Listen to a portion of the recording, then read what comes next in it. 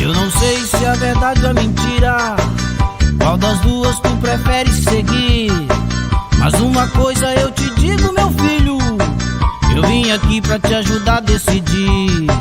Porque eu desminto a mentira e só conto a verdade, nada mais que a verdade. Aqui não existe falsidade. Pastor B.O. e a igreja sem fiel bendengó. Oh, Pastor B.O. e a igreja sem fiel bendengó. Oh, Pastor B.O. e a igreja que não tem fiel de fé bendengó.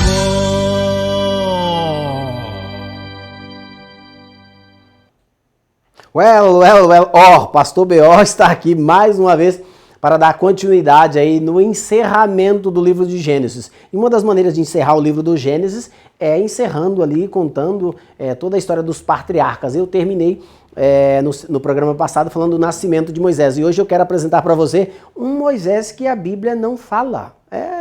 Você já se perguntou que a história de Moisés na Bíblia ela fica cheia de lacunas? Caramba, meu amigo! O rei Faraó havia mandado matar todas as crianças hebreias para impedir o nascimento de um possível libertador. E de repente a filha dele me traz lá o filho de um hebreu do rio e ele não mandou matar esse menino? Eu não consigo entender um negócio desse. Aí você pode vir cheio de argumentos, Pastor B.O. É que ele não sabia que Moisés era filho de hebreu. De acordo com a leitura da Bíblia, por mais que a Bíblia não fale, mas dá para perceber que ele sabia sim. Primeiro, como é que ele sabia? Quando a mulher pega a criança, a mulher fala, diz a Bíblia que a criança chorava muito e que era um menino muito formoso. Até nisso os bonitos levam vantagem, né? Você já percebeu que nós humanos, e é um erro isso, não é correto, somos atraídos pelo que é belo? Eu trabalho com crianças, o Pastor B.O. é um educador e o Pastor B.O. gosta muito de bebê, aqueles bebezão de colo, principalmente quando eles tá com aquelas dobras, né, que eles ficam bem fofinhos, com aquelas dobras. A gente tem que lutar muito contra a nossa natureza de não querer tratar bem, no meu caso que sou educador, de não querer pegar no colo somente aquele que é bonito.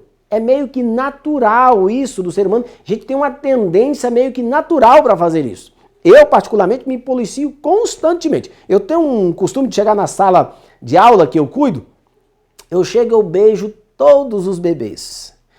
Em detrimento de se o bebê é bonito, se o bebê não é muito bonito. Ali eu sou um profissional. E um profissional que gosta do que faz.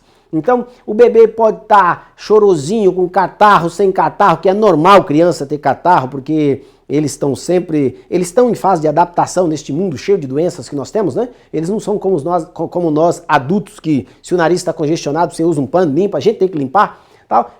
Pode estar com catarro, sem catarro, o mesmo carinho que eu dou para um, eu dou para outro. É claro que a gente acaba pegando afinidade com mais uns pais, que às vezes tem mais contato com mais uns bebês, que pegam mais afinidade com a gente, mas nós temos que lutar contra isso. Nós temos mania de valorizar somente aquilo que é bonito. Até mesmo na questão do namoro, né? A questão do namoro, nós, homens principalmente, que somos atraídos pela beleza, temos a mania de quando for escolher uma namorada, escolher pela beleza, né? E realmente, eu não estou dizendo aqui que você deve namorar com ninguém que você acha feio, simplesmente para testar ali o seu instinto humano, né? Ou ir contra ele. Às vezes tem pessoas que não são bonitas. O Pastor B.O. fala sempre que ele sempre teve muitas decepções amorosas. Ele não tem vergonha de falar isso, né? Mas eu fui apaixonado por pessoas que não eram tão bonitas, né? Então, o que importa é o gostar nessa coisa de namoro. O que importa é se há química. Para ser marido e mulher tem que haver o amor eros. O amor eros é uma palavra que vem do grego que tem a ver com erotismo. Para você casar com uma mulher, você tem que ter uma atração por ela. E eu estou me referindo à atração sexual. tá? Por que eu estou falando disso? Porque eu comecei a entrar nesse assunto aqui de falar que as pessoas escolhem pela beleza. Eu já tive namoradas que eram extremamente bonitas, mas que eu não tinha nenhum tipo de atração por elas, ok? Voltando lá a falar do assunto, nós temos a inclinação de escolher, tratar bem, querer estar perto daqueles que são bonitos. Hoje eu estava ouvindo uma palestra de um filósofo e ele disse que quando ele lançou um livro dele, ele procurou lançar o livro dele em um shopping da periferia da cidade. E uma das suas alunas de faculdade, que estudava numa faculdade que o curso de Direito era R$10.000, acabou dizendo para ele: professor, eu gosto muito do seu livro, mas não fui ao lançamento do seu livro. Ele falou: mas por quê? Eu vi que realmente você não foi. Ah, professor, você lançou o seu livro lá num shopping cheio de gente feia. Olha só que absurdo. E ele disse que quase perguntou para ela: será que você não consegue se olhar no espelho? Então, às vezes as pessoas exigem aquilo que elas não são, né? Essa arrogância, né, de procurar só pela beleza, de procurar estar ou valorizar só aquilo que é bonito, isso já existia. A própria Bíblia diz que a mulher viu que a criança era formosa, está escrito lá, só lê a Bíblia. E isso deve ter chamado a atenção dela. E quando ela levanta o bebê, ela diz: olha, provavelmente é filho dos hebreus. Eu vou levar para casa e vou criar como filho meu, porque é um presente do Nilo. Provavelmente a mãe jogou, porque se ela não jogasse, o soldado ia jogar. Porque o soldado jogava as crianças dos hebreus para serem devoradas pelos crocodilos, como eu já falei no programa passado. Tá? E ela então, numa tentativa de não deixar o soldado jogar, porque o soldado iria jogar sem nenhuma proteção, ela falou: eu mesmo jogo, mas eu jogo aqui num barquinho. Eu vou fazer um barquinho, né, um cestozinho. E, quem sabe vai dar certo. E olha, vou fazer isso, pedir para a irmã dele olhar ainda. E aí então você vem me dizer que Faraó não sabia que Moisés era descendente de um hebreu? O próprio Moisés sabia que ele era um descendente de um hebreu. Como é que ele sabia? Porque foi a própria mãe de Moisés que cuidou dele. Ela é a primeira mãe da história que ganha para cuidar do próprio filho. O governo deveria dar uma pensão para as mães. Não sei se isso deveria fazer, né? Porque senão aí o povo vai querer engravidar só para ganhar a pensão. Não, acho que não. Acho que hoje não funciona. Mas, naquele caso, a mãe ganhou para cuidar do próprio filho. Você acha que ela, como mãe, que estava perto do filho o tempo inteiro, não contou para o filho: olha, você é meu filho, tá? E sabe o que aconteceu? O rei mandou matar você, aí eu, para te proteger, coloquei você num cesto. E aí a filha do rei pegou você, ela é a filha do rei. Ela falou pro rei: olha, eu vou criar meu filho, vou pagar para alguém cuidar. Ela nem sabe que eu sou sua mãe, mas eu sou sua mãe. E você é o libertador dos seus irmãos que está como escravo de uma forma injusta. Então Moisés cresce achando, crendo, doutrinado de que ele seria o libertador do povo judeu. Então não vem com essa história de dizer que o rei não sabia, que é por isso que não mandou matá-lo. O rei não mandou matá-lo porque a menina, a filha dele, havia adotado o filho como filho dela. Pronto, acabou. É por isso que o rei não mandou matar, tá? E aí o menino cresce sabendo, sendo doutrinado pela sua mãe, de verdade, né? A sua mãe genitora, de que ele seria o libertador do povo judeu. Tanto é que ele tenta fazer isso pelas suas próprias mãos. Tá? E ele tenta fazer isso quando? Quando ele vê um egípcio espancando um judeu. E ele vai lá, tenta usar a força e mata o egípcio. E aí eu vou explicar para você por que ele matou o egípcio. De acordo com Flávio Josefo, a Bíblia não dá muitas informações, mas Moisés foi um homem treinado pelo exército egípcio, né? E ele venceu várias batalhas para Faraó. E Moisés guerreou em vários países daquela região. E Flávio Josefo diz que em uma dessas batalhas em que ele guerreou para Faraó, uma das filhas de um reino que foi destruído por ele, eu não vou falar aqui agora o nome do reino, porque eu vou acabar errando, porque eu não lembro de tudo também, tá? Se apaixonou por ele e Moisés casou-se com ela. Mas essa mulher some, né? Essa mulher não é apresentada na Bíblia. Deve ter acontecido muita coisa. Ou ela morreu, ou quando Moisés fugiu do Egito para não ser morto pelo rei, porque tentou libertar o povo, os seus irmãos, pela força. e se ele tivesse ficado lá, o rei iria matar ele, deve ter fugido sem poder levar a esposa, e é por isso que quando ele chega em Midian, né, ele casa com outra mulher. Então para com esse papo furado aí de que divórcio não existe, divórcio sempre existiu. Eu vou aproveitar aqui para falar um pouco dessa coisa de divórcio. Existem casos, eu sei que a Bíblia diz que Deus odeia o divórcio. Deus odeia o divórcio, mas não odeia os divorciados. Eu não tenho vergonha de falar, eu sou divorciado. E no meu caso, por exemplo, teve que haver um divórcio. Existem casos que somente um divórcio pode resolver o problema do casal. Uma mulher não é obrigada a viver com um homem apanhando dele. Um homem também não é obrigado a viver com a mulher apanhando dela. E não pensa que não tem homem que apanha de mulher, porque tem. Tem mulher que é pior do que homem. A Bíblia mesmo conta a história de Jezabel, que essa dominava o seu marido, tá? Embora eu creia que ela dominava o marido dela na cama, mas eu tenho certeza que se ele fosse peitar ela debulhava ele no porrete, porque ela mandou matar mais de 70 ou 70 profetas do povo judeu, né? Então assim, era uma mulher terrível. Quando mulher tem de ser terrível, é pior do que homem. Então, vamos nos igualar aí.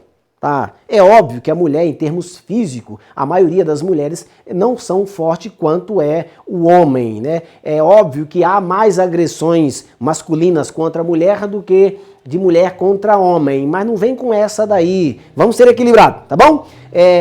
Há casos que somente o divórcio resolve. E a Bíblia fala de vários divórcios. E eu, por exemplo, já falei aqui para vocês do livro apócrifo, que fala que quando Abraão foi à casa do seu filho Ismael, ele foi maltratado pela sua esposa. E ele disse então, olha, diga a Ismael, a hora que chegar, que ele troque a estaca da tenda. E ela não entendeu e deu o recado. E quando Abraão voltou lá de novo, Ismael estava com a esposa nova, que tratou bem Abraão. Eu não estou aqui favorecendo o divórcio. Há casos que dá para corrigir, há casos que dá para resolver. E eu prefiro, em nome dos filhos, que a maioria dos casos fossem resolvidos. Mas Jesus disse que pela dureza do vosso coração, há casos que somente uma carta de divórcio pode resolver isso. Pastor Bel às vezes come algumas palavras porque ele fala muito rápido, né?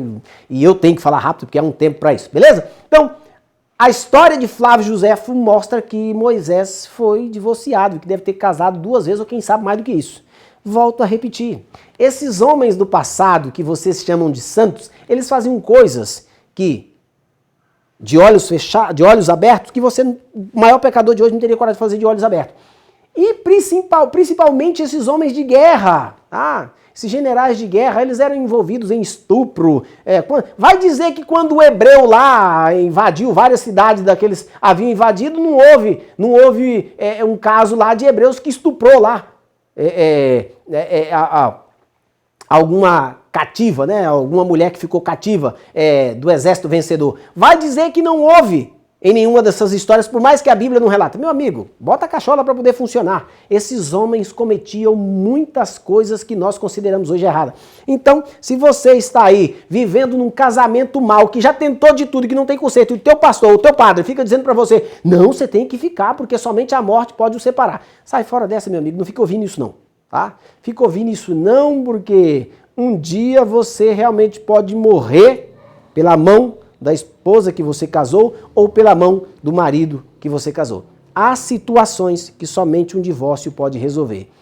E por que se criou essa ideia de proibir o divórcio? É uma ideia controladora, criada pelos próprios escritores da Bíblia, numa tentativa de evitar o excesso de divórcio que eles já tinham lá, tá? Volto a repetir, Deus odeia o divórcio, mas não odeia os divorciados. Volto a falar, eu também sou contra divorciar-se por qualquer motivo. Mas como eu, muitas pessoas, somente o divórcio pode resolver algumas situações que não seriam resolvidas de forma pacífica se não fosse através do divórcio. Mas voltando à história de Moisés, Flávio Josefo e outros livros contam que ele foi um grande guerreiro para Faraó.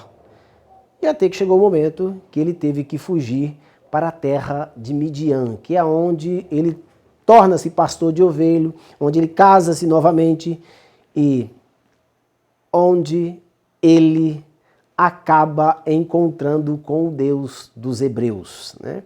E ao encontrar-se com o Deus dos Hebreus, você conhece a história. Ele encontra porque ele viu uma sarça ardente. Essa sarça pegava fogo. A sarça é uma plantinha rasteira que tem ali no Oriente, no deserto do Oriente, e não se consumia.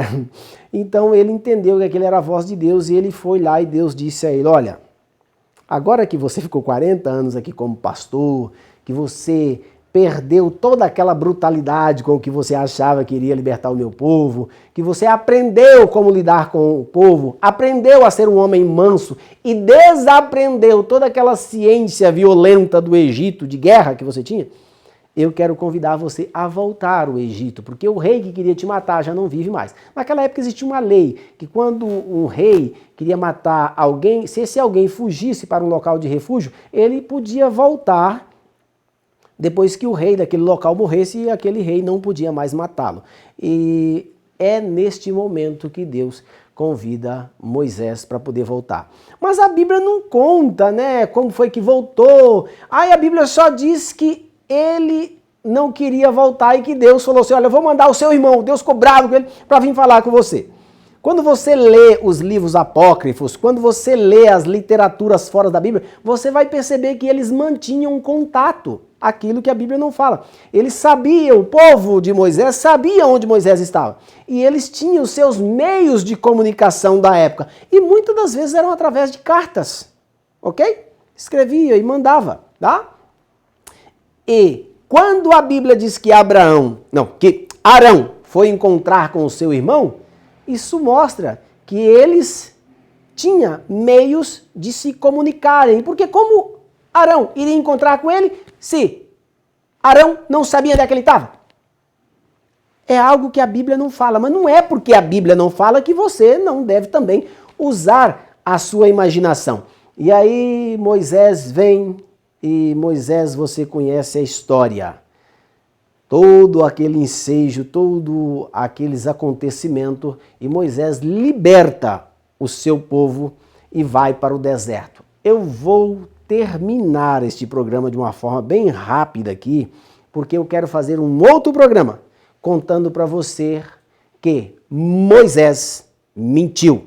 A Bíblia diz que Moisés mentiu para Faraó. E nesse programa eu vou dar os locais de onde diz que ele mentiu. Mas o crente fundamentalista tenta arrumar uma desculpa para dizer que ele não mentiu. Lembra de um programa passado que eu falei que, dependendo do motivo que você mente, não é condenado pela Bíblia? A Bíblia fala que Moisés mentiu. O crente que diz que você não pode mentir por nenhum motivo, tenta dizer que Moisés não mentiu. Quem é que tem mais autoridade? A Bíblia ou o que o crente fala? Por isso que eu sempre digo, o crente entende muito mal a Bíblia. O crente não acredita na própria Bíblia que ele diz ser a sua regra de fé. A Bíblia diz que Moisés mentiu, o crente vai lá e tenta dizer que Moisés não mentiu. A Bíblia diz que os homens de Deus sacrificavam pessoas, que é o caso de Jefté. Na época, ele achou que isso era correto. O crente disse que ele não sacrificou. O crente disse que não, ele proibiu ela de casar, fez com que ela ficasse virgem o resto da vida. Não tem isso lá no texto. Então, por isso que o pastor B.O. é extrovertido, por isso que ele tem esse gingado, tem uns vídeos dele que ele é até pior. Aqui eu estou falando de forma comportada, né?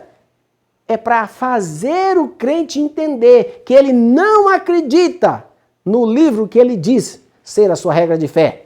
E se não acredita, ou é porque não entende, ou é porque entende, não aceita que lá tem relatos de pessoas que faziam coisas bem piores do que as crenças de hoje exigem, e ao mesmo tempo diz que aquelas pessoas eram santas, e aí vira uma confusão.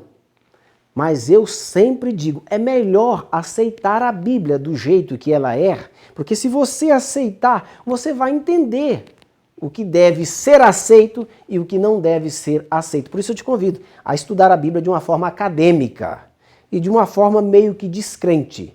A crendice ou o excesso de crer pode lhe impedir de entender.